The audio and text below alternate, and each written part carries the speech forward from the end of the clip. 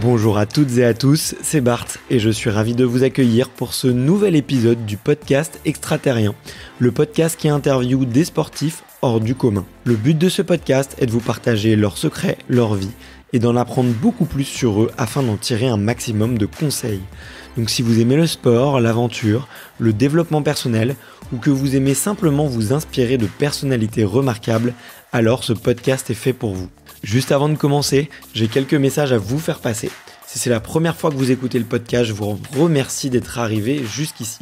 D'ailleurs, je vous recommande l'épisode avec Mathieu Torder qui a traversé l'Antarctique à seulement 27 ans. D'autre part, si vous ne le savez pas, j'ai beaucoup d'ambition avec ce podcast et je souhaite aller chercher des sportifs de plus en plus incroyables. Et j'aimerais vraiment interviewer vos sportifs préférés. Sachez que l'un des meilleurs moyens de les convaincre de participer, c'est notamment de leur montrer que vous êtes nombreux à adorer le podcast sur les réseaux sociaux et sur les notes iTunes. Donc si ce n'est pas encore fait, allez mettre une note sur Apple Podcast ou iTunes, c'est vraiment ce qui m'aide le plus à inciter des sportifs connus à venir témoigner. Si vous écoutez plutôt sur Spotify, vous pouvez très facilement le partager en story sur Instagram, taguez-moi et je vous repartagerai. J'en profite donc pour vous rappeler le nom du compte Instagram, c'est extraterrien.podcast. Suivez-le et vous y retrouverez les coulisses du podcast. C'est aussi un excellent moyen de me faire vos retours et de me suggérer des invités. Enfin, j'ai aussi créé une newsletter que vous pouvez retrouver très facilement dans Google en tapant Extraterrien Newsletter. C'est le premier lien qui remonte. J'y partage des bons plans santé, matériel, préparation mentale, des livres, des documentaires qui m'ont beaucoup inspiré. Allez, je ne vous embête pas plus et je laisse place à mon invité du jour. Salut Edgar, comment vas-tu ? Salut Bart, je suis en pleine forme, je te remercie. Eh ben, écoute, ravi d'entendre ça. Moi aussi, je suis en pleine forme. C'est la nouvelle année. Les nouvelles résolutions sont passées, les fêtes sont passées, les objectifs pour 2022 sont clairs. Donc, moi, je suis plein de bonnes énergies et je suis très très content de commencer l'année 2022 avec toi, parce que t'es un grand champion que mes parents ont vu à Albertville quand j'avais 2 ans. Je crois que moi j'étais encore avec j'étais avec ma grand-mère et du coup je crois que t'es le seul champion que mes parents ont vu gagner en direct. Du coup, très jeune, j'ai entendu parler de toi, donc il y a un petit peu de Madeleine de Proust ce matin, je te le cache pas. C'est sympa. 30 ans Albertville, hein. Cette année, on va fêter les 30 ans de cette médaille, ouais. Ah, c'est beau, c'est beau. Qu'est-ce qu'on peut te souhaiter pour ces 30 ans ? Je trouve que j'ai beaucoup de chance et j'ai plein de choses. Donc, si tu peux, me souhaiter simplement de pouvoir le partager le plus possible, partager cette chance et voilà, le plus possible avec les gens qui me font confiance. Voilà, je serai dans ma mission, on va dire. Bon, super. Bon, on va reparler de mission de vie, on va reparler de ta mission un petit peu plus tard. Mais comme je te le disais, dans ce podcast, on aime bien commencer par l'enfance, savoir un petit peu qui étaient les champions quand ils étaient plus jeunes, et notamment de voir un petit peu s'il y a des signes avant-coureurs dans la jeunesse d'un champion avant que justement il performe. Et la question traditionnelle, c'est de savoir quel est ton premier souvenir de sport. Mon premier souvenir de sport, il a en fait un lien avec l'olympisme, un lien très charnel avec l'olympisme, parce que mes parents travaillaient pour Jean Vuarnet, qui était champion olympique de ski, de descente, en 1960 à Squaw Valley, aux États-Unis. Et mes parents, en fait, tenaient son magasin de sport dans la station que Jean, avec une autre personnalité du monde des affaires, Gérard Brémond, qui est le fondateur de Pierre et Vacances, avait créé, en fait. Donc, Jean Vuarnet était de Morzine, Avoria, c'est au-dessus de Morzine, et Jean avait cette idée un peu folle de faire une station de ski à Avoria sur cet espace qui est situé entre des falaises avec une architecture un peu dingue. Et puis voilà, un téléphérique, quelques bâtiments, quelques appartements, magasins de sport, et il avait son magasin de sport sur la place du téléphérique. Et voilà, mes parents en fait s'étaient retrouvés là, et Jean Vuarnet leur avait confié la gestion de son magasin de sport. Et je me souviens très bien, dans ce magasin, il y avait une vitrine avec les médailles de Jean Vuarnet, notamment la médaille des Jeux Olympiques. Et c'était pour moi assez étonnant de voir. J'avais 4 ans, 5 ans. à quel point en fait tous les gens qui passaient dans le magasin de sport s'émerveillaient devant cette médaille et le regard aussi que mes parents avaient quand ils parlaient de Jean Vuarnet comme voilà un héros, un grand champion, quelque chose qui moi me paraissait complètement inaccessible parce que dans le regard de mes parents, à cet âge-là, j'étais pas un héros, j'étais pas voilà, mais c'était chouette quoi, c'était chouette de voir cette fierté. Mes parents étaient hyper fiers de travailler pour Jean Vuarnet. Donc c'était chouette de voir cette fierté, c'était inspirant. Et puis de voir aussi l'admiration qu'on pouvait avoir pour quelqu'un qui avait qui avait ramené un petit bout de métal doré comme ça à la maison. Et voilà, au-delà de ça, Jean Vuarnet, bon, c'est aussi quelqu'un qui a réussi, enfin, dans les affaires, dans les lunettes, voilà, c'est un bâtisseur parce qu'une station de ski, ça se fait pas tout seul. Donc voilà, c'était pas qu'un champion et je trouvais ça vraiment.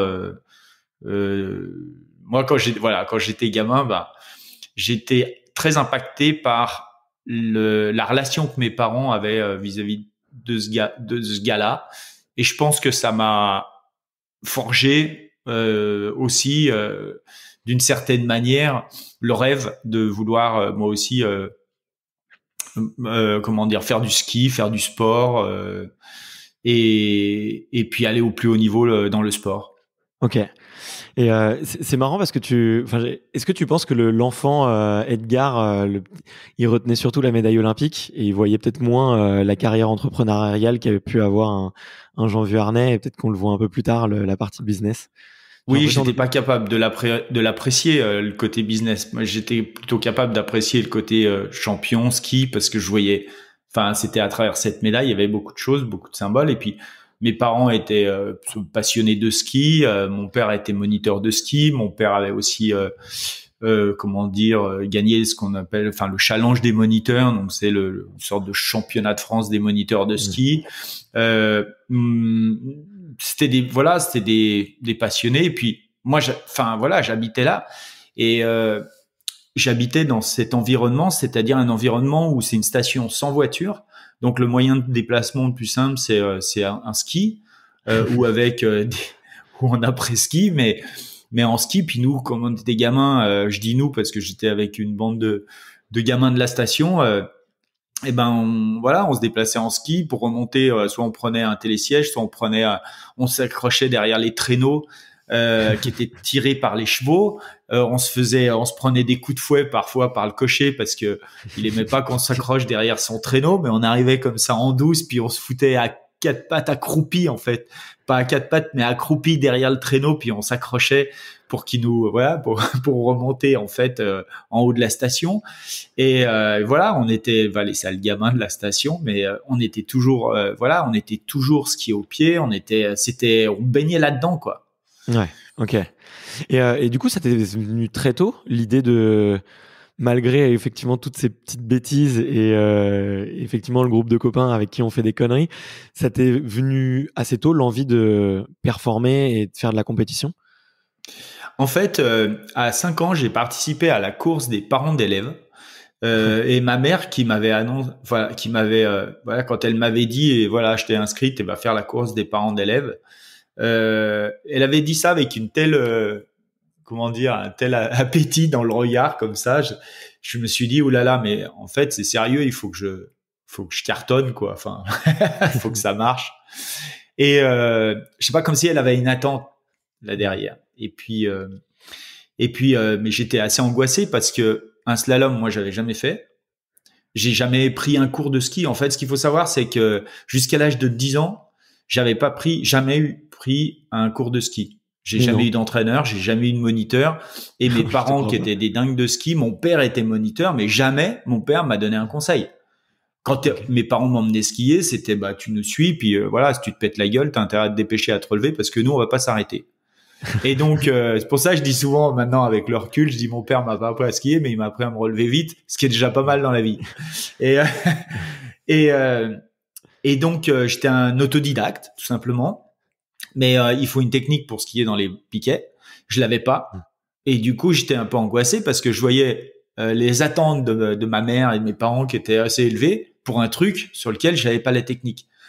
Et du coup, voilà, il y avait quand même le grand champion qui était souvent un peu dans les parages, et je suis allé le voir, et mon premier problème, c'était que j'avais des skis qui avançaient pas, qui glissaient pas, parce que mes skis, c'était enfin, à force d'aller skier dans la forêt, d'aller sauter, de retomber dans les rochers, les cars qui étaient abîmés, les semelles qui glissaient pas trop.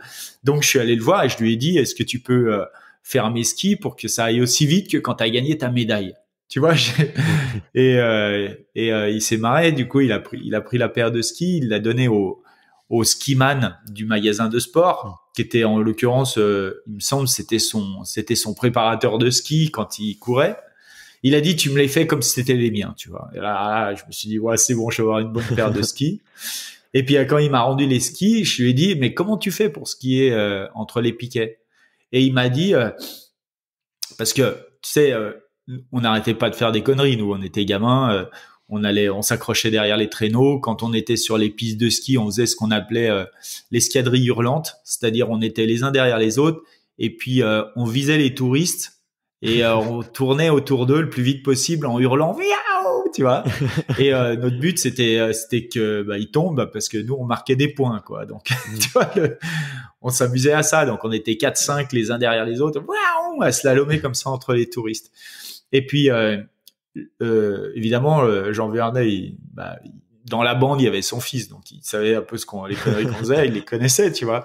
Et puis il m'a dit, les piquets, tu verras, c'est plus facile que les touristes, parce que ça bouge pas, tu vois.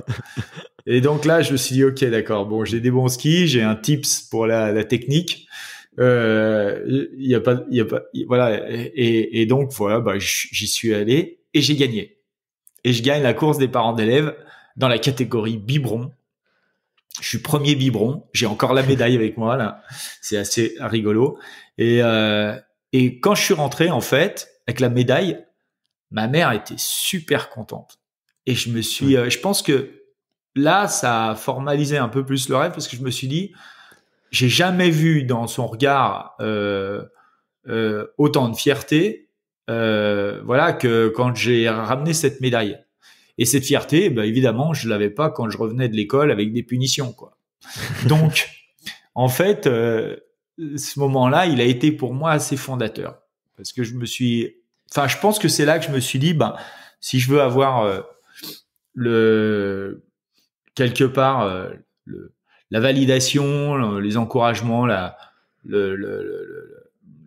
attirer l'intérêt de mes parents. Ce qui, pour moi, quand t'as 5-6 ans, tu vois, c'est quand même important, tu vois, c'est quand même pas, enfin, tes parents, c'est tes parents, tu vois, quelque part, c'est un peu les dieux, quoi, ça, c'est ta référence. Si je veux qu'ils me valident, faut que je sois champion de ski, quoi. En tout cas, c'est quand je suis champion de ski que le regard est positif. Et je pense qu'à partir de là, inconsciemment, j'ai commencé à plutôt investir mon temps et mon énergie dans le ski qu'ailleurs. Ok. Mais c'est hyper intéressant que t'aies fait cette introspection-là, tu vois. Je pense que on n'a pas tous des souvenirs aussi marquants à 5 ou 6 ans. Effectivement, moi aussi, j'en ai beaucoup dans le sport. Mes parents venaient me chercher. Je me souviens, je faisais du judo. Pareil, j'avais gagné un petit tour, une petite compète, quoi, de l'école. Et je chantais effectivement les yeux qui brillent des parents, et on sent qu'on attire, mais tout le monde ne se souvient pas et n'a pas des souvenirs aussi forts.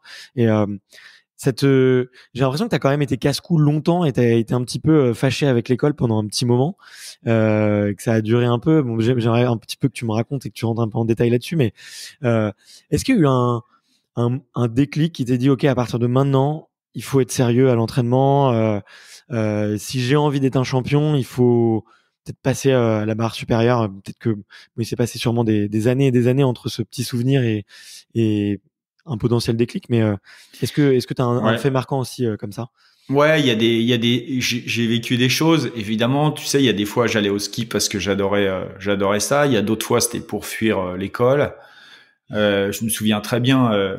Tu vois, après les affaires, mes parents commençaient à faire des affaires, s'associer avec Jean Verneuil d'ailleurs, et puis faire des affaires, et on a dû déménager du coup, parce que les affaires, ça se faisait plutôt en ville, et ils ont décidé de venir vivre à Annecy. Parce que voilà, c'était compliqué de le faire de Morzine ou d'Avoria. Et donc, commencer à importer des marques de vêtements de sport pour les distribuer sur la France, des marques italiennes pour les distribuer sur la France. Donc, ils avaient besoin de bureaux, de locaux. Et du coup, j'ai été déraciné d'Avoria, de Morzine, Avoria, où j'allais à l'école en ski, où je faisais du ski. Quand j'allais pas à l'école, bref, c'était voilà, toute ma vie elle tournait autour de ça, mes potes aussi et tout ça. Et je me suis retrouvé à Annecy avec finalement des gens urbains.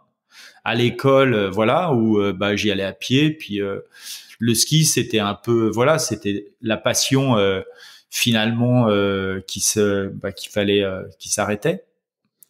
Et puis l'école aussi qui prenait aussi un peu plus d'importance, tu vois, c'est CM1, CM2. Et je me souviens une fois, je crois que c'était en CM1, la maîtresse qui était une femme assez autoritaire s'était mis juste derrière moi pour corriger, pour faire la correction d'une dictée. Et moi, j'avais tellement de fautes dans ma dictée qu'à chaque fois que elle relevait une faute, elle me mettait une grosse claque par derrière dans la tête. Et j'étais comme ça, là, j'avais ma tête entre mes mains et je prenais des claques toutes les 30 secondes. Un coup à droite, un coup à gauche. Mais je m'en souviens, j'avais les larmes aux yeux et tout, et j'entendais mais gros Piron, tu comprends rien, et là c'est typiquement le genre de situation où je me disais de toute façon je suis pas fait pour ça, faut vite que j'aille skier, et puis voilà, c'est en tout cas c'est pas à l'école que je trouverai ma voie. Et puis ça c'est une anecdote qui m'a vraiment marqué. Après il y en a d'autres et un peu moins marquantes, où je me sentais pas forcément en phase avec les gens avec qui je vivais à Annecy, ces urbains-là. Et puis après, parce que voilà, j'étais un peu sauvage, moi, la montagne, voilà. Et puis une autre anecdote, c'est un peu plus tard, où j'étais au collège, et où là, pour moi, c'était déjà un peu plus clair que le ski allait de toute façon allait m'occuper, parce que au collège, en même temps que j'étais au collège, j'étais au club des sports à la Clusaz pour le coup. Et puis j'avais commencé le ski de boss, puis je trouvais ça sympa et ça me plaisait. Du coup, voilà, un coup au collège, je me suis fait convoquer par la conseillère d'orientation qui m'avait dit: mais gros Piron, qu'est-ce qu'on va faire de vous? Je lui ai dit: vous, j'en sais rien, mais moi je vais être champion du monde de ski. Tu vois, je lui avais répondu ça, mais comme ça, tu vois, sans c'était parce que pour moi c'était l'exutoire, le ski, c'était la fuite. Mais voilà, le bon exutoire, la bonne fuite, parce que de toute façon je voyais bien que j'étais pas scolaire, j'étais pas fait pour ça, puis je voyais aucun espèce d'avenir à faire des études, tellement ça me plaisait pas, tellement j'avais envie d'être dehors et j'avais envie de bouger, j'avais envie de dépenser mon énergie à autre chose. Et j'avais de l'énergie physique à dépenser, c'était pas de l'énergie intellectuelle à réfléchir. Ça, j'avais une capacité de concentration très limitée, et je comprenais assez vite les choses, mais je les oubliais aussi vite que je pouvais les comprendre. Et donc ça m'amusait pas. Et du coup voilà. Quand j'ai fermé la porte, c'est marrant parce que quand j'ai fermé la porte de son bureau, j'ai levé la tête, puis il y avait son nom, et que je connaissais évidemment, hein, Madame Lafaille, et je me suis dit c'est pas avec elle que je trouverai la force, tu vois. Et donc ça m'a vacciné en fait, vraiment. Et peu de temps après, mes parents m'ont dit: Edgar, faut que tu fasses un choix, quoi. Okay. Et donc moi je savais pertinemment entre quoi et quoi, puis je savais qu'est-ce que je voulais faire. Et mon père m'a dit tu réfléchis, puis tu vas en parler à ta mère. Puis moi je suis allé voir ma mère, je lui ai dit je veux faire du ski, tu le sais. Et j'ai entendu mon père dire: ça sera pas une perte pour la science, tu vois. Donc c'était pas très sympa, mais c'était assez objectif, c'était voilà, et quelque part c'était sa façon à lui de me dire ok, c'est ton choix, et on va on va te soutenir, quoi. On te fait confiance dans ce choix-là, tu vois. D'ailleurs, je lui ai dit, c'est pas sympa de dire ça. Il m'a dit, c'est pas le sujet d'être sympa ou pas sympa. Le sujet, c'est que maintenant, t'as choisi, tu dois réussir parce qu'à 18 ans, on te foutra dehors, de toute façon. Ouais. Et là, je suis retourné voir ma mère. Je lui ai dit, attends, et ma mère m'a dit, écoute, on va réfléchir à un plan B si jamais ça coince. Et comme ça, tu seras armé. Et je suis remonté dans ma chambre. Et là, j'étais partagé. Honnêtement, j'étais partagé parce que j'étais à la fois hyper heureux de cette confiance, de ce choix, de cette responsabilité qui était la mienne, mais j'étais angoissé par l'issue. Est-ce que j'allais y arriver? Parce que quand mon père me dit t'as intérêt à réussir parce qu'à 18 ans on te fout dehors, réussir, je sais pas ce que ça voulait dire pour lui. Mais pour moi, ça voulait dire être le meilleur skieur du monde parce que c'était mon rêve de gosse. Et j'avais 14 ans. Et j'étais 150e mondial. Je veux dire, j'apparaissais même pas au classement mondial dans les bosses. Et donc, je me suis dit, j'ai 4 ans pour devenir numéro 1 mondial. Tu vois, et ça, je me suis dit, waouh, ça va être monstre chaud, là. Ouais. Et je me suis dit, ouais, mais, tu vois, donc, j'ai la confiance, j'ai la peur, mais j'ai la confiance et il va falloir que je construise petit à petit. Et franchement, je remercie mes parents parce que d'abord, ils m'ont pas donné de conseils que je leur ai pas demandé d'ailleurs. Donc, ils m'ont pas donné de conseils. Ils m'ont laissé libre de prendre ma vie en main. Ils m'ont responsabilisé par rapport à ça. Mon père a été hyper exigeant. Ma mère a été protectrice parce que le plan B, c'est une manière d'être protectrice. Mon père, en me disant t'as intérêt à réussir, c'est une manière d'être exigeant. Et ils ont jamais remis en question ce choix. Ils m'ont jamais dit mais t'es sûr. Ils ont été et je pense qu'ils ont été pour moi hyper courageux parce que le ski de boss à cette époque-là, c'était un sport mineur, confidentiel. Personne n'en vivait, personne n'avait réussi à faire carrière, personne ne pouvait prétendre ou comment dire à vivre de ce sport-là. C'est Albertville la première édition d'ailleurs de ski de boss aux Jeux Olympiques. Ce sport était pas olympique quand j'avais 14 ans. Il était pas olympique, personne n'en vivait, il était confidentiel. Donc mes parents ont quand même eu vraiment de l'audace à ce moment-là parce que et j'ai pu le mesurer aussi parce que mes copains qui faisaient le même sport, quand on partait en course, des fois c'est les parents de mes copains qui nous emmenaient en course où j'allais dormir chez mes copains à la Clusaz ou avant une course et j'entendais souvent dire non mais toi tu passes ton bac d'abord, tu vois. Parce que moi je disais parce que les parents souvent la question qu'on pose et tu feras quoi quand tu seras grand, tu vois. Et moi je disais champion du monde de ski de boss, tu vois. Et là il se tournait vers mes copains puis il disait toi tu passes ton bac d'abord, tu vois. Son père sa mère lui a dit tu seras avocat comme ton père, tu vois. Et il est avocat aujourd'hui hein. Mais c'est et tu vois dans leur quelque part je voyais dans leur regard comment dire l'approbation, c'est-à-dire oui je vais faire ce que vous me dites de faire mais j'ai pas vu le bonheur, tu vois, j'ai vu l'approbation et d'une certaine manière presque un peu de frustration parfois parce que c'est des gamins qui aimaient bien le ski, qui étaient bons en plus et qui auraient très bien pu faire une carrière plus brillante que la mienne. Il n'y avait pas de raison à ce que... Mais voilà, leurs parents ont pas toujours fait ce qu'il fallait pour les aider à prendre leur vie en main et voilà. Et après ça fait des copains.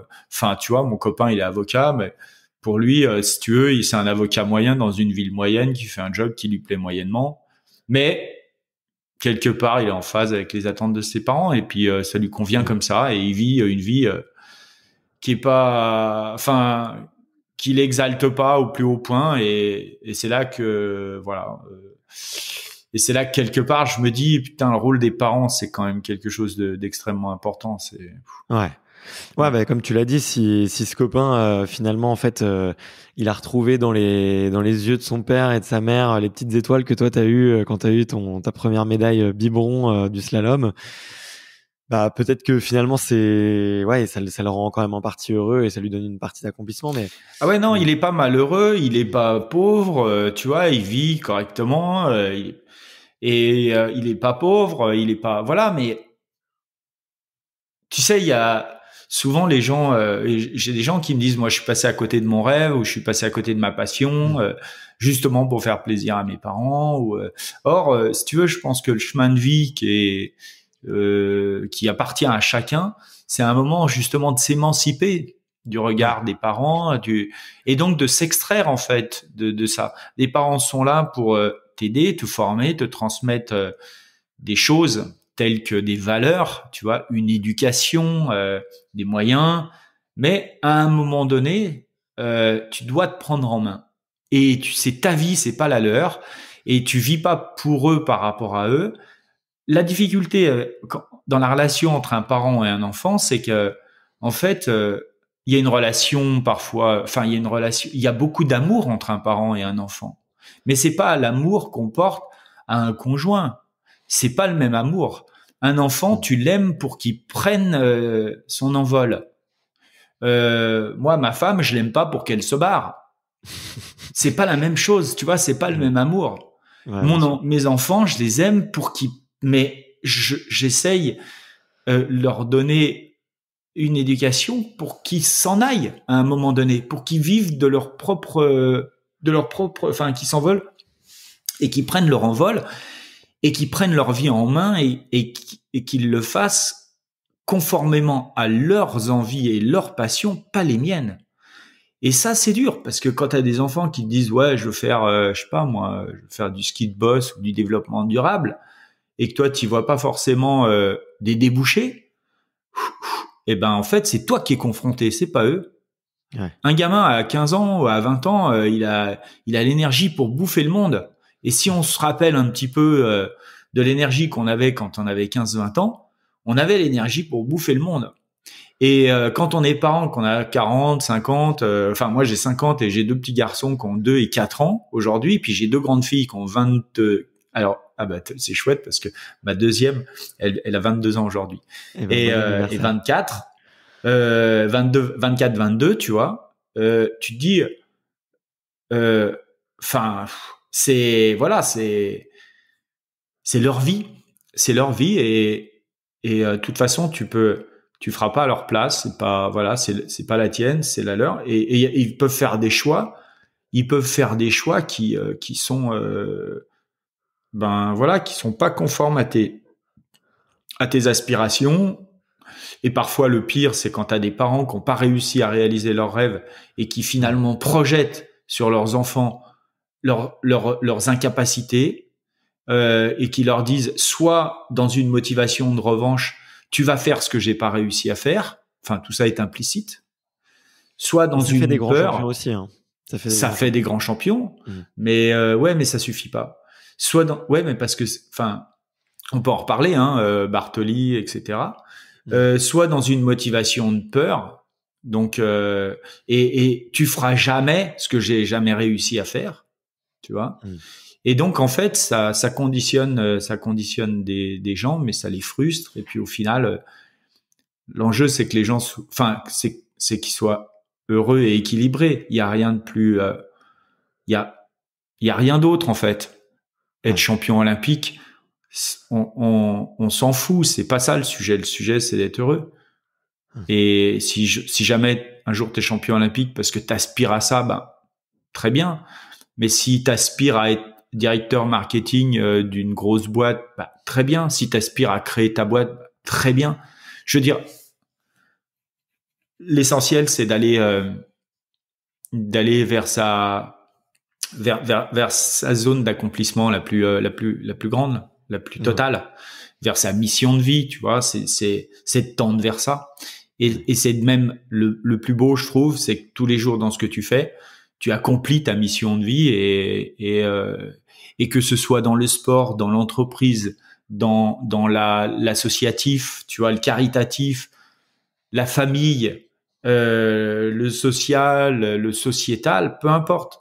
Ce qui est important, c'est que chaque action que tu mènes, chaque décision que tu prends, chaque résultat que tu obtiens, ils viennent quelque part contribuer à faire mettre au jour, faire accoucher de ta mission de vie, quoi. Ouais. Bah, je serais curieux de savoir comment, notamment sur on va dire ta deuxième vie ou on va dire ton après-carrière sportive, comment est-ce que tu as trouvé ta mission de vie? Et tu vois, je me pose, vu que j'ai vu beaucoup d'athlètes de haut niveau, de champions olympiques qui ont effectivement qui ont une vie après le sport et qui doivent se reconstruire. Je me posais la question, est-ce que c'est plus facile de se reconstruire et de trouver sa deuxième mission de vie, tu vois, une fois que tu as été champion? Et je pense que c'est encore plus dur parce que les gens pensent que tu as déjà trouvé ta mission de vie, tu vois, et que finalement ça peut être plus dur de se renouveler. Donc je sais pas si toi, est-ce que si t'as travaillé là-dessus, tu t'es fait accompagner, comment, si t'avais déjà préparé un petit peu ta sortie. Bon, j'ai cru comprendre que t'avais plusieurs modèles qui t'inspiraient, mais tu vois, moi je suis très souvent contacté par des auditeurs qui me disent oui, Bart, toi avec ce podcast tu trouves ta mission de vie, t'inspires les autres en interviewant des personnalités remarquables, et j'ai du mal à leur dire, à leur expliquer, ou à leur donner des pistes sur comment ils peuvent eux trouver leur mission de vie.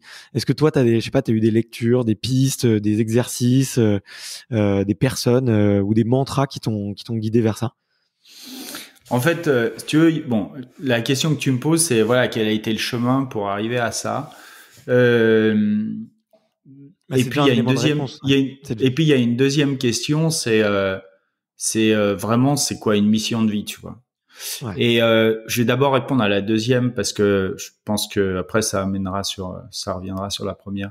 En fait, souvent les gens, si eux, ils associent une mission de vie à je vais changer le monde. C'est-à-dire un objectif mais hyper ambitieux qui finalement, enfin, tu vois, c'est un truc inaccessible. Ouais. La mission de vie, enfin, quand on parle de mission de vie, on a l'impression qu'on met la barre tellement haute que c'est totalement inaccessible. D'accord. Et grosso modo, tout ça, c'est inspiré par des discours tels que celui de Martin Luther King, I have a dream, tu vois, je vais changer le monde. D'accord.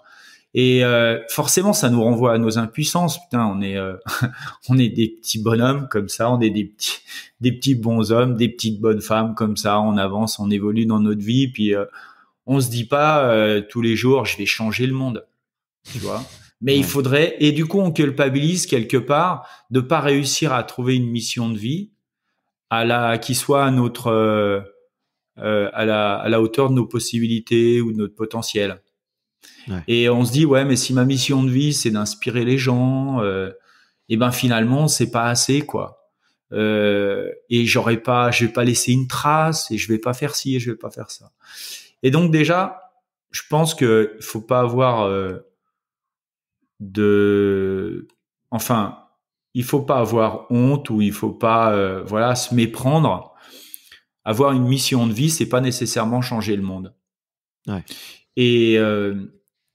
Et moi aujourd'hui, je témoigne de ça de manière plus lisible parce que j'ai 52 ans, j'ai du recul sur ce que j'ai fait, j'ai beaucoup travaillé effectivement, j'ai fait de l'introspection, j'ai travaillé avec des gens pour essayer de comprendre un peu tout ça. Et ce que je te dis là, je te l'aurais pas dit il y a 10 ans de cette manière-là.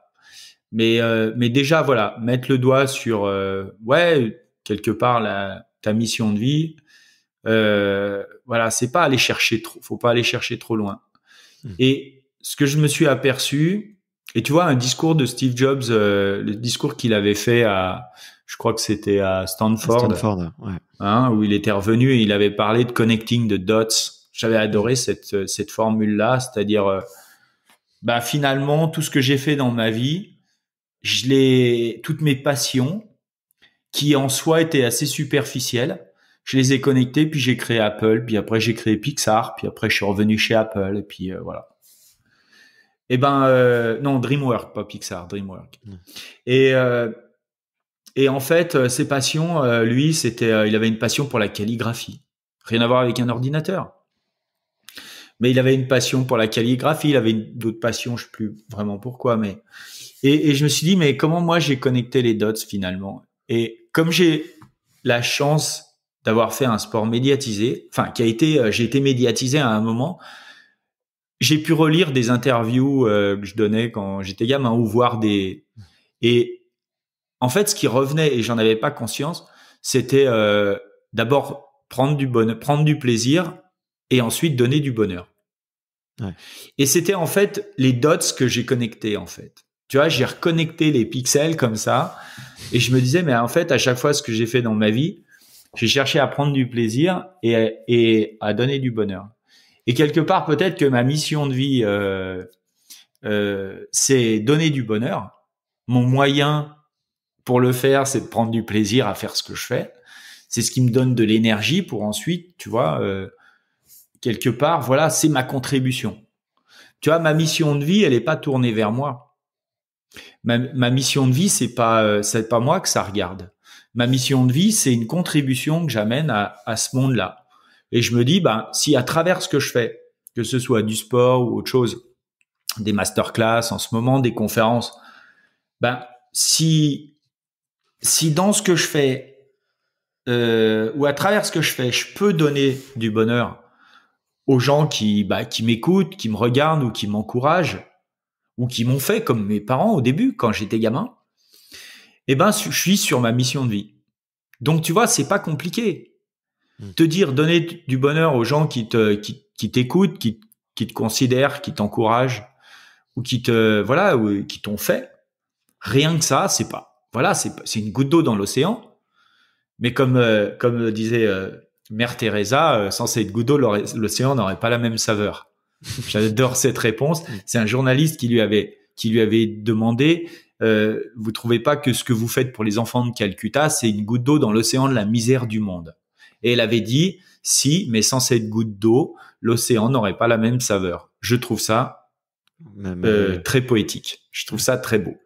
Eh bien, n'allez pas chercher des missions de vie, à dire je vais changer le monde, je vais faire ci, je vais faire ça. J'ai envie de dire, ayez conscience de toute façon, tout ce que vous faites et potentiellement tout ce que vous faites depuis tout gamin renferme quelque chose, cette mission de vie. Vous n'en avez peut-être pas encore conscience, mais si vous reconnectez les dots, vous allez peut-être arriver à prendre conscience que, en fait, vous faites pas les choses par hasard. Il y a quelque chose au fond qui vous anime. C'est inconscient. Si vous réfléchissez dessus, travaillez un peu dessus, vous allez trouver des réponses qui vont vous paraître peut-être très simples, mais c'est les bonnes. Plus elles sont simples, plus elles sont bonnes. Et c'est peut-être à travers ça, parce que vous le faites depuis longtemps, que vous allez passer de quelque chose. Vous allez ramener cet inconscient, ces choses inconscientes, à votre conscience. Et à partir du moment où ça devient, c'est à votre conscience, c'est fantastique parce que ça devient une étoile inaccessible. Pour moi, un rêve de gosse, et ça, je suis en train de réaliser cette connerie-là, mais un rêve de gosse, c'est pas accessible et c'est pas fait pour être réalisé. Tu vois, et j'ai cru que j'avais réalisé mon rêve de gosse, par exemple, quand je suis devenu champion olympique, et c'était une erreur en fait.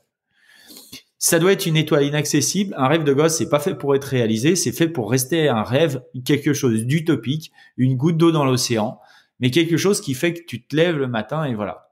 Le rêve de gosse, par contre, c'est ce rêve-là, ce sens-là, cette contribution que tu as envie d'amener. Ce qui est important, c'est que tu la traduises, parce que quand on a conscience derrière, tu as conscience de ton pouvoir et du coup, tu as conscience de ta capacité à traduire dans les projets que tu as, qui eux sont concrets. Tes projets de vie, tu vois, par exemple, je sais pas moi, monter une boîte, déménager, vivre, voilà. T'es conscient que faire du sport, tu vois, devenir champion olympique, tu vois, t'as conscience en fait que dans tes projets de vie, t'as conscience de ce sens-là, de cette dimension supérieure, cette ambition, elle a du sens, mais c'est parce qu'elle a du sens que c'est une ambition. Et du coup, en fait, c'est tes projets qui eux sont concrets, et tu réalises à un moment donné le projet. Pour atteindre le projet, tu as des objectifs, tu vois, progressivement, qui te rapprochent du projet, et à un moment donné, tu atteins tes objectifs, tu réalises ton projet, et tout ça, ça contient ta mission.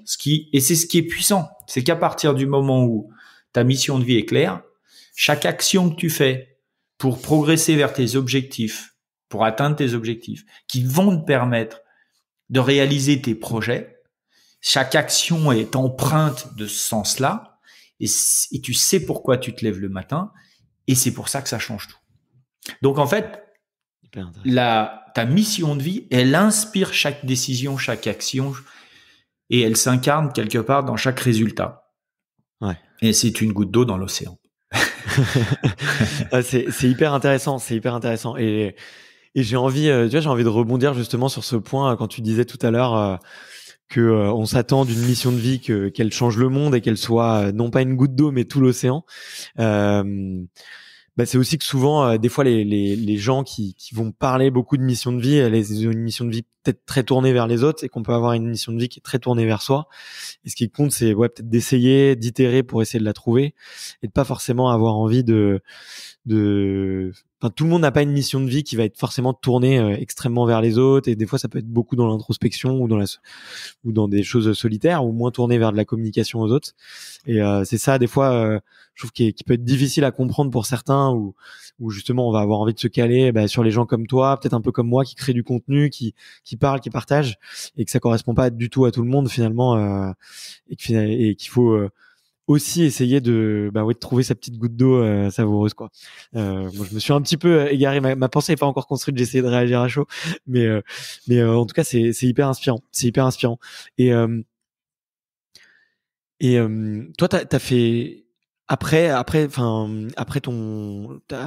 le moment où tu as annoncé ta retraite, t'as essayé beaucoup de choses, j'ai l'impression. Et qu'est-ce qui, au début, te motivait en fait, déjà, qu'est-ce qui t'a motivé à arrêter alors que tu étais au sommet de ta carrière? T'avais tout gagné. Je crois que tu termines tes numéro 1 mondial à la Clusaz, c'est ça? Champion du monde, ouais. Champion du monde. Donc mais je crois que tu avais déjà fait le choix avant d'arrêter. Mais qu'est-ce qui te motive à arrêter, et c'est quoi comment est-ce que tu fais pour rebondir après? Pour rebondir et aller chercher une nouvelle motivation, une nouvelle mission de vie? En fait, tu vois, ma mission de vie, elle n'a pas changé. C'est pour ça que je te dis, c'est cette espèce d'étoile inaccessible qui se réalisera jamais parce qu'elle se réalise tous les jours dans des petites actions au quotidien, et que j'ai pas envie qu'elle se réalise parce que cette mission de vie, finalement, elle m'est chère. C'est-à-dire, si tous les jours dans ce que je fais, je peux donner du bonheur, très bien. Après, elle se réalise au travers de projets professionnels, personnels, familiaux, sociaux, sociétaux, tu vois. Et elle va se réaliser à travers des choses que je vais, des choses que je vais créer, des choses que je vais dire, des choses que je vais faire, tu vois. Quand tu as conscience de ça, c'est top. Donc voilà, c'est pas plus compliqué que ça. Donc et c'est là où je trouve que finalement, tu vois, tu peux reconnecter les dots. Et après, oui, effectivement, cette mission de vie, elle s'est, ou ce besoin, ou cette envie, je sais pas, de donner du bonheur, de faire en sorte, ça a vraiment inspiré ma carrière sportive, parce que tu vois, ça a inspiré des décisions dans ma carrière sportive. Par exemple, dire 3 ans avant les Jeux Olympiques, vous inquiétez pas les gars, je vais gagner. Tu vois, c'était pour leur dire, le jour de la course, vous allez pas venir voir les Jeux Olympiques en ski de boss, enfin une épreuve, la discipline du ski de boss aux Jeux Olympiques. Vous allez venir voir gagner un Français, et ça va tout changer, quoi. Ça va tout changer l'expérience. Et le matin de la course, les mecs, ils sont pas venus me dire, oh là là, c'est la course, tu vois, c'est la course d'un jour, et ça va être chaud, tu vois. Ils sont venus me dire, putain Edgar, on est là parce que on vient de voir gagner. Ouais. Tu vois, ça change tout en fait. Donc ça inspire, et les gens ils sont venus me voir gagner. Donc tu vois, ils sont venus avec une énergie, un plaisir, un bonheur dingue. Et le fait que je gagne, ça a confirmé tout ça, et ça a donné du bonheur. Quand je fais une conférence dans une entreprise, je fais pas une conférence, tu vois, avec un PowerPoint un peu chiant. Enfin, tu vois, je suis pas un keynote speaker. Non, mais disons que je suis pas un keynote speaker. La même conférence, je pourrais la faire avec un PowerPoint, avec des bullet points, tu vois, avec derrière un pupitre. Mais non, moi, ce qui m'inspire, et c'est toujours inspiré par la même chose, c'est de faire comme un spectacle de stand-up, raconter des anecdotes, des blagues, mais avec ce petit supplément qui est de dire, je suis pas là pour faire rire les gens uniquement. À travers l'émotion que je vais susciter, je suis là pour les faire réfléchir et c'est ce qui va les faire avancer dans leur vie, tu vois. Moi, ce qui m'intéresse, c'est de faire bouger les lignes pour que les gens ils soient plus heureux dans leur job. Tu vois, qu'ils aient une réflexion ou une conscience un peu plus quelque part un peu plus développée. Et là encore, le sport, c'est un super moyen pour inspirer les gens. Donc, j'exploite cette valeur ou ces valeurs du sport pour là encore provoquer des déclics, faire bouger les lignes et faire en sorte que les gens ils se questionnent sur la manière dont ils font leur job et ils se repositionnent si c'est nécessaire pour être plus heureux dans ce qu'ils font et le faire avec plus de plaisir, tu vois. D'ailleurs, je parle beaucoup de plaisir dans mes conférences. Donc en fait, tu vois, cette étoile inaccessible, elle doit la rester, c'est très bien comme ça, mais elle inspire tous les jours tout un tas de choses. Ouais, ok. Donc et que ce soit voilà aussi dans mes masterclass et dans la manière dont je fais les masterclass aujourd'hui. Donc tu vois, je fais hier on a fait ce que j'appelle des supervisions, c'est-à-dire moi quand je fais une masterclass, quand quelqu'un m'achète une masterclass, il rentre dans mon club, dans ma communauté. Tu vois, il y a un groupe privé Facebook, il rentre dans le groupe privé et là il commence à voir que ça change, ça bouge, ça échange. Hier, et on fait ça 2 fois par mois pour la communauté. C'est réservé aux membres de la masterclass. On fait des lives. J'ai un coach avec moi, qui est un gars top, spécialisé en intelligence collective, un mec qui a voilà danseur, tu vois, origine de passion pour la danse. Il a un rythme de dingue et il anime en fait des sessions. Hier, on a passé 2 heures avec le, tu vois, une partie de la communauté. On avait 36, 38 personnes qui étaient là et pendant 2 heures, on a fait des trucs et on a des retours. Tu vois, quand tu te dis tu fais ça pour donner du bonheur aux gens, tu vois, quand t'as quelqu'un qui te dit moi je suis pas toute seule dans ma vie, mais je pensais que j'étais seule face à mon problème et grâce à vous, puis là elle part en larmes et puis elle dit grâce à vous ça change tout, vous changez ma vie. Tu te dis waouh, alors tu pleures avec, mais tu te dis c'est voilà, on n'est pas là pour rien quoi, on se lève pas le matin pour tu vois pour rien, ça a du sens quoi tout ça. Et si je le fais de cette façon-là, si aux membres de la masterclass, je leur offre pendant 1 an l'abonnement à ces lives, c'est parce que je sais qu'on peut avoir un impact significatif sur la vie des gens, parce que l'intelligence collective peut avoir un impact significatif sur la vie des gens. Voilà. Après, les masterclass, elles sont payantes parce que je dois vivre. Si je veux faire du bon boulot, il faut que je puisse en vivre. Mais voilà, c'est juste, c'est un moyen. Après, le reste, quand je fais des conférences, elles sont payantes aussi parce que c'est mon job, c'est un métier. Et donc, je fais la part des choses entre, ce qui me fait vivre. Mais c'est pas parce que, c'est pas parce que je commercialise entre guillemets des conférences, des masterclass ou des contenus que derrière, c'est simplement à but lucratif. Ah non, mais pas du tout. C'est un but. Pour moi, ça, tu vois, ça. Oui, oui, c'est une activité professionnelle. Non, mais c'est important, tu sais, parce que dans la reconversion, souvent,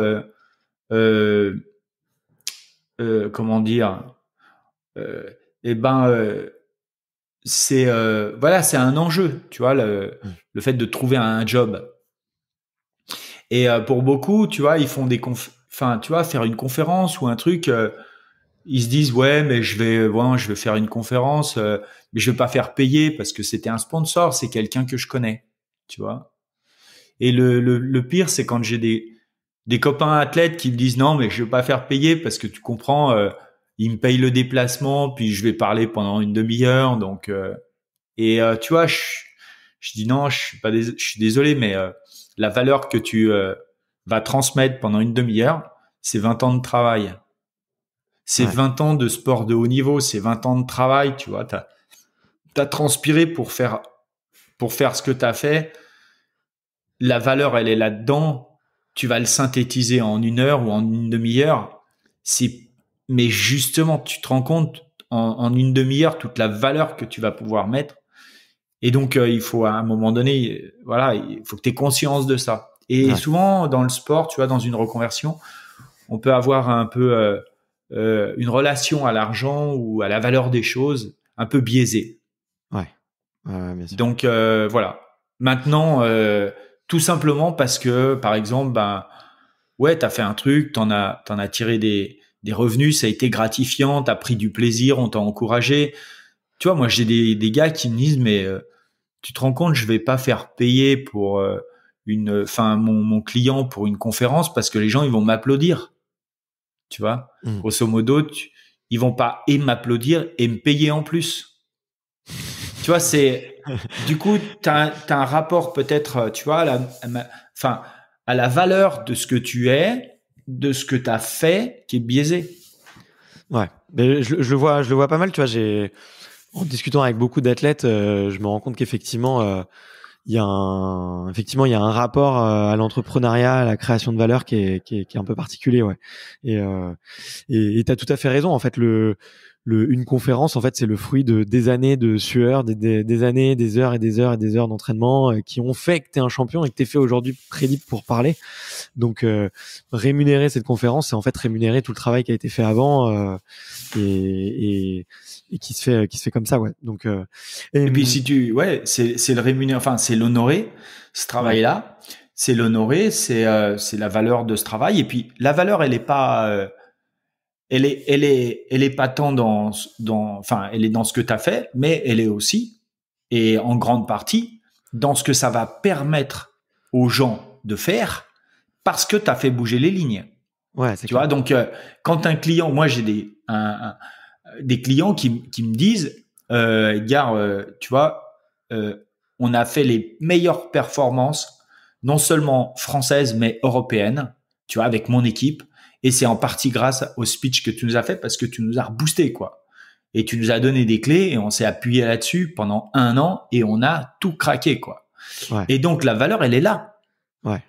Et c'est rien comparé à ce que peut-être tu lui as facturé ou.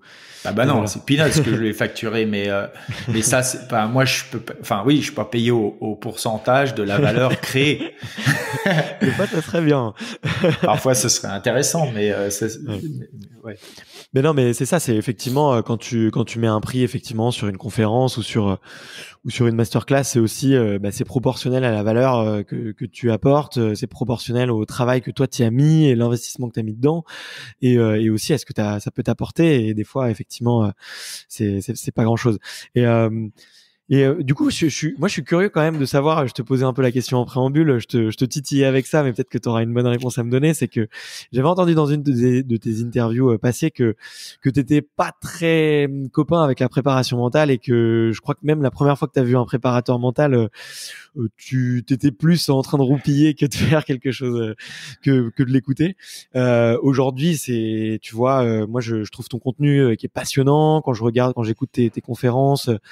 Quand j'écoute tes prises de parole, à chaque fois, effectivement, j'ai un vrai coup de fouet et t'as un vrai talent pour ça. Et effectivement, tu parles beaucoup de confiance en soi, de motivation. Qu'est-ce qui t'a fait un peu passer de l'autre côté de la barrière? Tu vois, j'ai l'impression que pour toi, c'est inné et que t'essayes aussi un peu de l'apprendre aux autres. Tu vois, je serais très curieux de savoir un peu comment t'as eu ce changement-là. Alors, il y a 2 choses en fait qui m'ont fait passer de l'autre côté de la barrière. La première, c'est d'une certaine manière un besoin de comprendre. Ouais.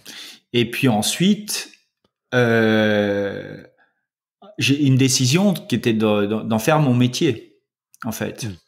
Tu vois. Puis après, il y a eu des rencontres avec des gens qui, pour moi, ont été des rencontres clés et qui m'ont vraiment fait basculer là-dedans. Alors, besoin de comprendre pourquoi. Parce que, en fait, quand j'ai mis un terme à ma carrière, je me suis retourné dessus. Sur les aspects de la préparation mentale et tout, sur lesquels j'étais totalement réfractaire pendant ma carrière, mais vraiment réfractaire, tu vois. c'est marrant. C'est-à-dire, ce que tu racontes, c'est vrai, c'est qu'on était au centre des jeunes travailleurs à Évian en stage de préparation physique. Je devais avoir, je sais pas, 19 ans ou 20 ans, et on a un préparateur mental, Luc Guibert, qui était venu pour nous faire un speech Et puis voilà, Nano, qui était notre patron, patron de l'équipe de France, avait dit ceux qui ont besoin, ceux qui souhaitent, vous pouvez. Voilà, on a une ressource, on la met à votre disposition. Et si vous voulez travailler avec, il y a pas de problème. Voilà, il est là, et il sera à votre disposition. Donc vous venez, il va vous expliquer ce que c'est que la préparation mentale, ce que ça peut vous apporter. Donc on avait un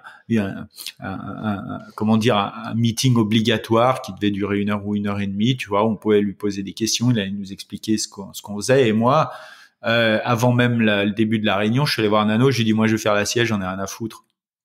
J'ai rien à, tu vois, j'ai rien à apprendre d'un préparateur mental. Moi, le mental, c'est inné, tu vois.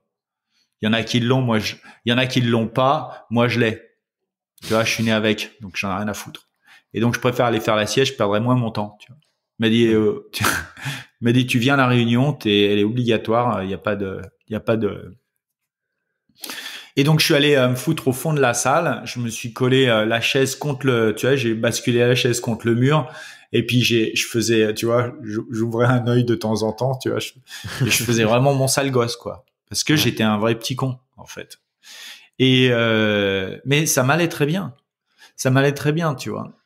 Et tu vois, ce genre de choses là, voilà. Après, quand j'ai terminé ma carrière, et j'ai regardé le palmarès, et je me suis dit, quand je me suis retourné sur le palmarès, et ça, je pouvais pas le faire pendant ma carrière, je me suis dit, il y a quand même un truc, parce que j'ai participé 3 fois aux championnats du monde, je les ai gagnés tous les 3. J'ai participé 9 fois à la Coupe du Monde, j'ai fini 8 fois sur le podium, dont 4 sur la plus haute marche. La seule année où je suis pas arrivé, c'est l'année où je me suis blessé. Quand je me suis blessé, j'étais en tête du classement général.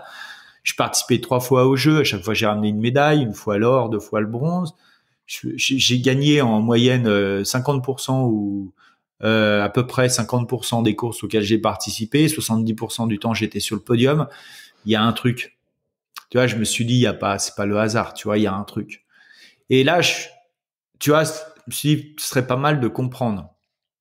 Puis après, j'étais dans ma réflexion sur ok, mais je fais quoi demain?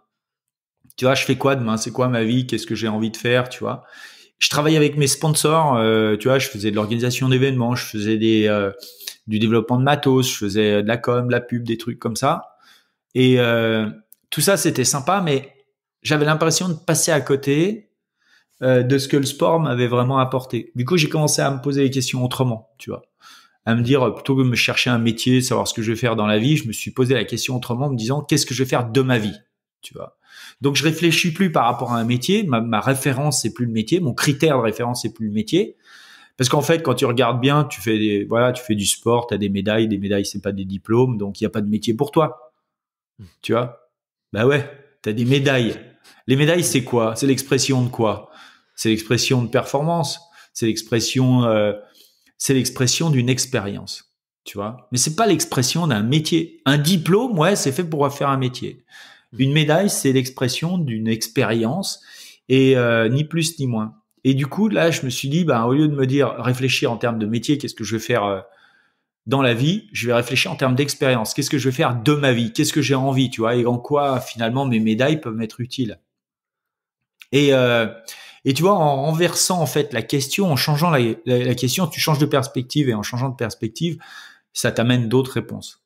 Et c'est là que je me suis dit, ok, je vais commencer à me tourner vers mes potes parce que moi, en fait, j'étais un petit con. Maintenant, je deviens un gros con parce que je sais toujours pas expliquer comment j'ai fait pour atteindre ces performances. Ce qui est quand même débile quand tu regardes bien. Alors, quand tu es en action, tu es sportif, bon, à la limite, tu te poses pas trop de questions. Finalement, c'est pas mal. Mais quand tu as fini puis que tu n'es même pas capable de raconter pourquoi ou d'expliquer, pas de raconter, ça c'est facile, tu prends de manière chronologique les choses puis tu racontes, mais expliquer et transmettre, c'est autre chose. Et là, tu vois, j'ai commencé à poser des questions et à dire à mon entourage, ok, pour toi, qu'est-ce que j'ai incarné, tu vois, c'est quoi qu'est-ce que j'ai incarné? Tu vois, c'est qu'est-ce que tu me reconnais comme qualité ou comme talent? Tu vois, dans ma carrière sportive, qu'est-ce qui t'a marqué? Tu vois, j'ai commencé à poser des questions comme ça autour de moi, des gens qui me connaissaient bien, très bien, d'autres qui me connaissaient pas ou moins bien, et c'était des discussions que j'avais, tu vois. Et en fait, ce qui ressortait le plus souvent, c'est Edgar, en fait, t'as dit que t'allais gagner, t'as gagné, t'étais au rendez-vous de la promesse, et ça, franchement, c'est génial. C'est la trace que j'ai laissée. Tu vois, c'est ce qui revenait le plus souvent. Je te le fais synthétique parce que les gens, ils avaient pas toujours les mêmes mots, mais la synthèse, c'était ça.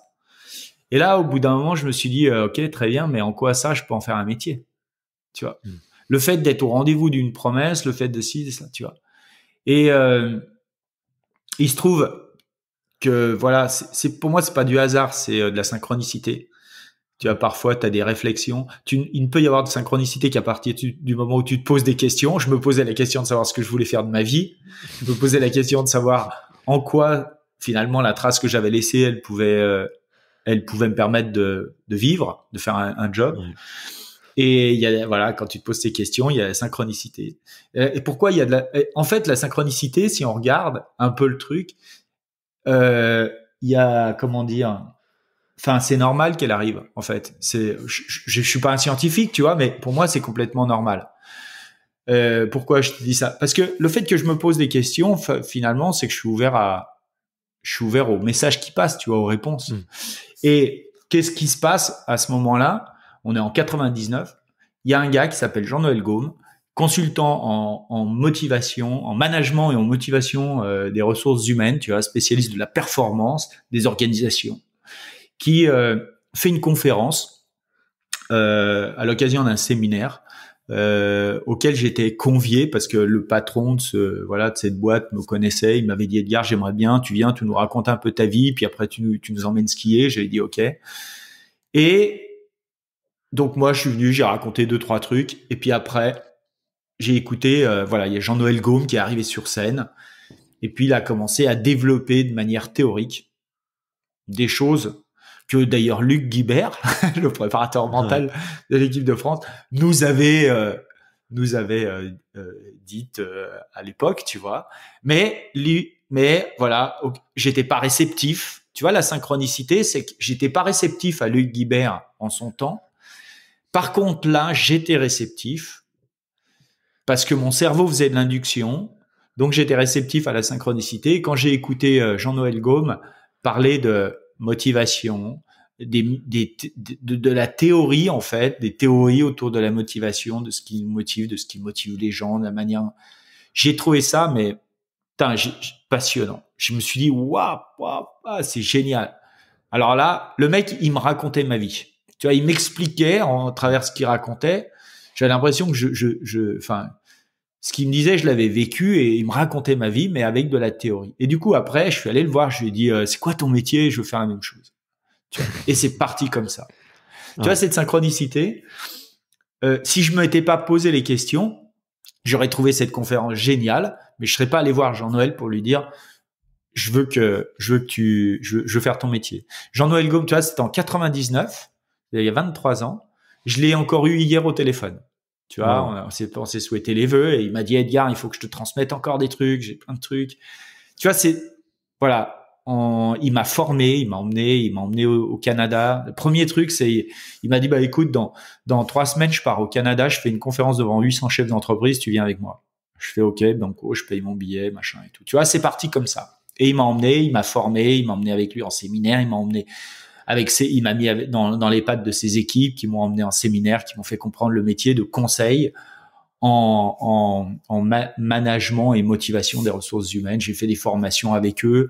On a bâti des formations. On allait les faire chez Auchan, on allait les faire à droite, à gauche, chez les clients. J'ai appris le métier sur le tas comme ça. Okay. C'était génial. C'était génial. Parce que, en fait, ça m'a ouvert, tu vois. Ça m'a permis de comprendre, ça m'a permis de mettre des mots, ça m'a permis de transmettre. Et voilà ce qui a fait que j'étais totalement hermétique. En fait, pendant que j'étais en compétition, j'étais hermétique à la préparation mentale. Tout simplement parce que là, je peux te dire pourquoi aujourd'hui. Tout simplement parce que, et je peux te le dire de manière théorique, tu vois. Tout simplement parce que j'avais 2 croyances ressources qui me suffisaient pour gagner. Tu vois, 2 croyances ressources, et que Quand tu as des croyances ressources, bah, t'as pas envie que quelqu'un vienne y toucher. Tu vois. Parfois même quand tu as des croyances limitantes, c'est difficile de les dépasser, mais il faut travailler dessus. Mais moi, j'avais pas de croyances limitantes. Et les 2 croyances ressources qui m'ont permis de tout gagner, elles sont simples. La première, je te l'ai déjà donnée. Le mental, c'est inné. Il y a des gens qui l'ont, d'autres qui l'ont pas. Moi, je l'ai, point barre. Tu vois, première croyance ressource. Imagine si je pensais le contraire. Je l'ai pas. Eh ben, évidemment, derrière, le château de cartes s'écroule. Deuxième croyance, ressources. Je suis meilleur en course qu'à l'entraînement. T'imagines tout ce que ça, voilà. Alors, de manière théorique, une croyance, qu'est-ce que c'est? Tu vois. Il y a une phrase que j'aime bien, on dit, et ça se vérifie la plupart du temps, tu penses aux religieux, par exemple, on donne plus souvent raison à ses croyances qu'à la réalité. Tu vois. Donc, quand c'est une croyance ressource, moi, des fois, souvent, j'étais meilleur à l'entraînement et moins bon en course. Mais je donnais raison à ma croyance, pas à la réalité. Tu vois. Et c'est ce qui faisait que je traçais, j'avançais, tu vois. Ça me pénalisait pas, tu vois, parce que même, je faisais des entraînements, je pouvais foirer mes entraînements, je pouvais, ça me pénalisait pas. Je savais que de toute façon, en cours, j'allais tout casser. Tu vois, ça change tout, quoi. Et donc, en fait, quand après, je me suis commencé à me pencher dessus, il a fallu effectivement que je fasse un travail d'introspection, de comprendre ces croyances, d'où elles viennent, et puis comprendre ce que c'est qu'une croyance, comment, finalement, si elle est ressource, la renforcer, si elle est limitante, comment la travailler, la transformer. Et là, tu as des outils tels que la PNL, l'hypnose ericksonienne, qui peuvent te permettre de transformer une croyance limitante en croyance ressource. Ouais. Et aujourd'hui, là, avec le recul, et toi qui avait justement des croyances constructives, des croyances ressources très constructives pour toi, aujourd'hui, c'est quoi tes routines, tes outils, toi, à titre personnel, qu'est-ce que tu utilises encore aujourd'hui? Alors, aujourd'hui, j'ai pas beaucoup de, de grosses pressions, tu vois, qui fait que je devrais utiliser là. Et puis après, j'ai aussi une certaine, tout ce que j'utilise, tout ce que j'ai découvert dans les outils, parce que je suis formé au coaching, je me suis formé à tout un tas d'outils comme la ProcessCom, le DISC. Là, et ça c'est aussi quelque chose d'hyper important pour moi, c'est que je continue mes formations et je vais faire une formation sur les neurosciences qui commence en février, tu vois, qui va me prendre c'est 2 fois 20 heures, c'est en digital et c'est c'est hyper important et des formations, j'en ai fait pas mal, j'ai fait du théâtre d'impro aussi pour les conférences, je fais des formations sur la prise de parole en public, tu vois, mais aussi bien sur le contenu en tant que tel, pour comprendre, tu vois, le contenu, ce que je raconte, que sur la manière de transmettre le contenu. Tu vois, il y a les 2 choses. Tu vois, le fond, la forme. C'est hyper important de se former en permanence sur tous ces sujets-là.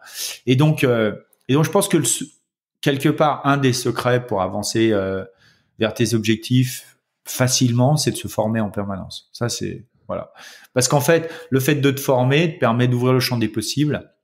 À chaque fois de trouver de nouvelles de nouvelles façons de faire un peu plus efficaces, c'est-à-dire en moins de temps tu arrives à faire plus de chemin et ta zone de confort, quoi. Voilà, t'élargis en fait le champ des possibles, tu vois. T'es obligé de sortir de ta zone de confort pour élargir le champ des possibles, parce qu'en fait tu t'aperçois que plus t'en apprends, moins t'en sais. Tu vois, c'est un peu c'est un peu le drame du développement personnel, c'est que en fait l'humain a un potentiel qui est tellement, on parle de pouvoir illimité, mais il y a un potentiel dont on connaît pas encore les frontières, que plus t'en sais, moins t'en sais, mais c'est pas grave. Ce qui est important, c'est d'arriver, c'est pas ce que tu sais, en fait, qui est important, c'est ce que tu fais à partir de ce que tu sais. Qu'est-ce que tu vas en faire de ce savoir, de ces connaissances? Comment tu vas les exploiter pour toi, les transmettre aux autres? Si dans ton job, tu dois les transmettre aux autres. Tu sais, moi, je connais des gens qui savent plein de choses, mais qui ont rien mis en place dans leur vie, qui sont toujours au même stade. Et c'est ce que je trouve dommage, parce qu'ils ont un tel savoir qui s'ils pouvaient prendre un petit peu de recul et se l'appliquer à eux-mêmes, ça changerait tout, tu vois, dans leur vie. Ouais, c'est vrai. C'est bien beau d'apprendre, mais il faut aussi savoir un peu passer à l'action et le transformer tout ça. Bon, l'heure tourne et je m'étais engagé à te garder qu'une heure. J'ai 3 petites questions pour la fin. C'est des petites questions que je pose à tous les invités. La première, c'est de savoir si tu avais une boule de cristal et que tu pouvais apprendre une chose sur toi dans 10-15 ans, qu'est-ce que tu voudrais savoir?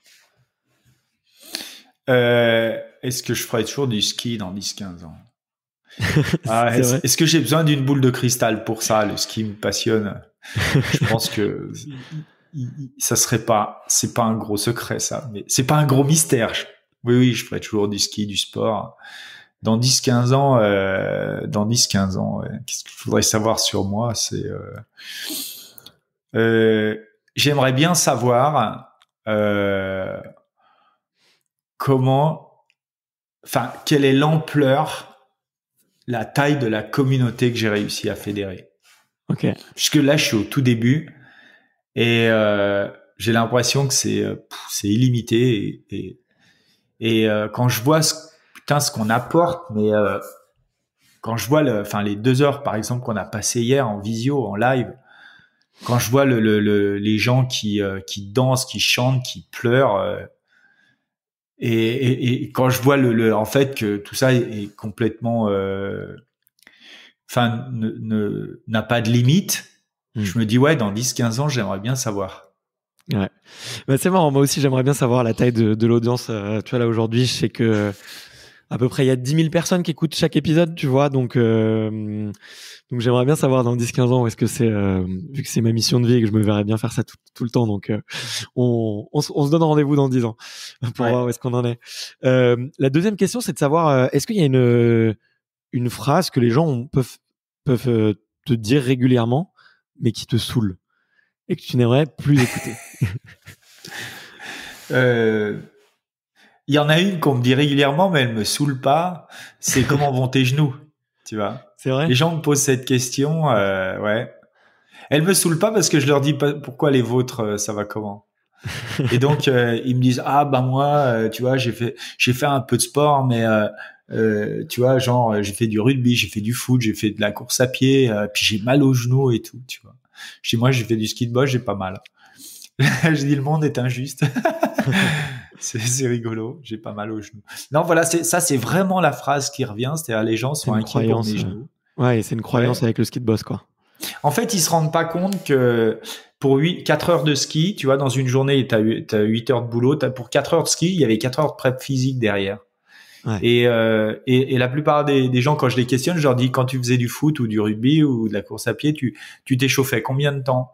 Et puis tu faisais de la muscu pour faire du renforcement musculaire. Puis tout le monde te dit non, tu vois. Je dis, voilà, t'as tout compris donc. Ouais. Le truc, il est là. Ok, bon merci de casser cette fausse croyance. Et la troisième question, bon après j'en ai une toute dernière, mais c'est si tu pouvais dîner avec n'importe qui sur Terre ce soir, vraiment la personne de ton choix, qui peut être partout à travers le monde pour passer 2 heures et boire un bon verre de vin et manger un super dîner, qui est-ce que tu choisirais? Elon Musk. Allez. Ou Thomas Pesquet. L'un ou l'autre. Petite préférence pour Thomas. Je pense qu'il doit être un peu plus drôle et un peu plus avenant, et je pense qu'il est tout aussi talentueux et intelligent. Donc non, mais c'est sûr que c'est 2 intelligences phénoménales. Ouais. Mais en fait, j'aime bien Elon Musk parce que il a une façon de penser que je trouve super inspirante. Un problème, 3 solutions. Voilà, en gros c'est ça. Ce mec, il est là, il dit j'ai un problème. Je vais lui trouver 3 solutions. Mais surtout, et tu vois, ça revient à ce qu'on disait juste avant sur le fait de savoir, c'est bien d'avoir des connaissances, faut-il encore les mettre en œuvre. En fait, ce mec, ce qui est assez incroyable, c'est que lui, il met en œuvre les solutions. Tu vois, il a une idée parce qu'il a en fait une douleur, tu vois, ils appellent ça une pain. Les Américains, tu vois, il y a un truc qui l'emmerde, il a un caillou dans la chaussure. Du coup, il cherche une idée pour retirer le caillou dans la chaussure, mais il n'en reste pas là. Ouais. Il se met en œuvre. il investit, il met des moyens et tout ce qu'il fait, il le fait pour, tu vois, pour soulager la peine, tu vois, mais pour améliorer le monde, quoi. Et je pense que ça, ouais, c'est hyper inspirant, ça. C'est hyper inspirant. T'as lu ou écouté sa biographie? Non, justement, ça fait partie des. Écoute, je te la recommande. Moi, je l'ai fait en livre audio, tu vois, durant mes footings, mes petites séances de ski aussi, mes petites séances de muscu. Et c'est très inspirant. C'est très inspirant. On pourra reparler en off. Moi, j'ai du mal à savoir ce que je peux en tirer parce qu'il est tellement intelligent. Alors, c'est peut-être une croyance limitante que j'ai, mais je le trouve tellement intelligent et tellement au-dessus que je me dis, mais qu'est-ce que quelqu'un comme moi, même avec beaucoup de ressources intellectuelles et beaucoup de ressources motivationnelles, est-ce que j'ai un savoir intellectuel qui est aussi enfin j'ai un savoir intellectuel qui est peut-être moindre. Je me dis qu'est-ce que je peux retenir parce qu'il a un petit tu vois, il a été reconnu un peu autiste Asperger et tout, donc je me dis, je me reconnais pas trop au personnage, tu vois, mais Oui, énormément d'admiration en tout cas. il y a le personnage, voilà, il y a ce qu'il fait, mais c'est ça. Moi, j'aime bien. Finalement, c'est sa mécanique, tu vois. Et enfin, tu vois, moi, j'ai beaucoup. Enfin, j'ai toujours admiré certains champions. J'ai eu la chance d'être pris sous l'aile de Jean-Claude Killy et c'est pour moi quelqu'un pareil, enfin brillantissime. Enfin voilà, quelqu'un vraiment redoutable, brillantissime, fantastique. Ouais. Et comme Elon Musk, tu vois, je serai jamais Jean-Claude Killy, je serai jamais Elon Musk. Mais ces gens, en fait, tu vois, ils ont une capacité, voilà, ils t'inspirent et voilà, il faut prendre ce qu'il y a à prendre pour toi. Et c'est ce que tu peux prendre, tu vois, même si si ça te paraît infime, ce que tu peux prendre d'eux, c'est ça qui compte, tu vois. Et voilà, tu vois, moi, Jean-Claude Killy, par exemple, il a mis un terme à sa carrière sur un triplé olympique. Et ben, quand je me posais la question de savoir quand est-ce que j'allais arrêter, ben, je me suis dit, ben, voilà, je suis pas Jean-Claude Killy, mais moi aussi, il faudrait que j'arrête par le haut, sur un titre. Ouais. Tu vois, c'est tout bête, mais c'est comme ça que tu peux, en fait, tu vas grandir et tu vas t'inspirer des gens. Parce qu'à un moment donné, ils donnent un exemple, tu vois, ils ont voilà, c'est leur valeur d'exemple. Comment ça, tu vas te l'approprier, tu vois, pour toi, dans ta vie, à ton niveau, tu vois, parce que on sera jamais Elon Musk, mais lui, il sera pas nous non plus, tu vois. Et comme tout le monde, il a ses travers, on a les nôtres, chacun les siens, tu vois, et il s'agit pas de se cloner, il s'agit simplement de se dire, tiens, mais finalement, qu'est-ce que je peux apprendre de ces gens-là? C'est ça qui compte. Ouais, bah c'est la question que je me pose. Qu'est-ce que je peux apprendre finalement ou qu'est-ce que je peux copier entre guillemets sur moi, mais c'est pas évident. Merci beaucoup Edgar. La toute dernière question, c'est un petit peu, c'est comme un passage de flambeau olympique, mais c'est plutôt un passage de micro. Et c'est de savoir quelle est la prochaine personne que tu me recommandes d'aller interviewer sur le podcast pour parler histoire de sport, pour parler aventure, pour parler performance. Est-ce qu'il y a des noms qui te viennent en tête ou des personnes que tu connais que tu me recommandes d'aller interviewer? Moi, j'ai Taïg Chris, je sais pas si tu l'as déjà reçu, Taïg. Ah, pas encore, mais j'adorerais. Taïg, il est voilà parmi comme il y en a beaucoup, hein. Mais Taïg, j'aime beaucoup son histoire. C'est pareil, c'est un autodidacte qui a fait plein de choses, qui a pas de limite, voilà, et puis qui aujourd'hui à une boîte, enfin voilà, qui a son image qui cartonne, puis qui est à son image, c'est-à-dire un truc fou. Et ce mec, dans sa folie, il est génial.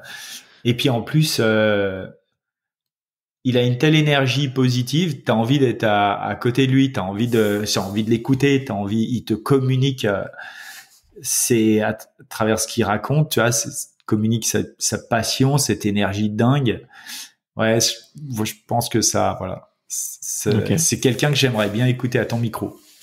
Bon bah écoute, merci beaucoup de la recommandation. En plus, on m'a donné son contact il y a pas longtemps, donc juste avant les vacances, donc ça tombe à pic. Écoute, je vais lui envoyer un petit email dans la foulée. Effectivement, je suis un grand fan de cet homme qui se met aucune limite et comme tu l'as dit, ouais, dès qu'il avance quoi, tout simplement, et il crée des choses absolument fantastiques. Donc écoute, merci infiniment Edgar, j'ai passé un super moment. Je me suis régalé parce qu'en plus, je sais que tu aimes bien prendre la parole et là, tu nous as livré quelques petites anecdotes ou quelques petits tips que j'avais pas entendus ailleurs. Donc, je suis vraiment très content d'avoir passé ce moment-là avec toi.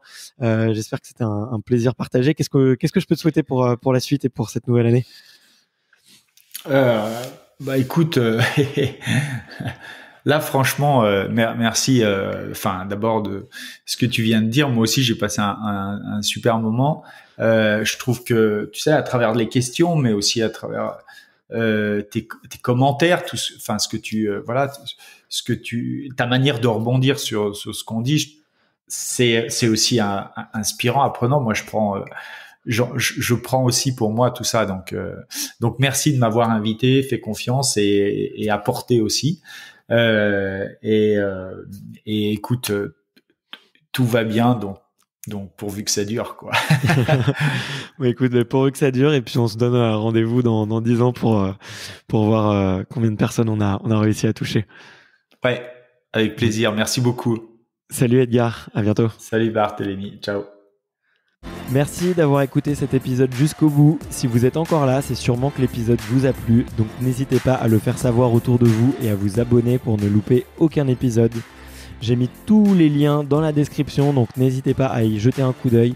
Et sinon, moi je vous dis à la semaine prochaine pour une prochaine interview. Ciao!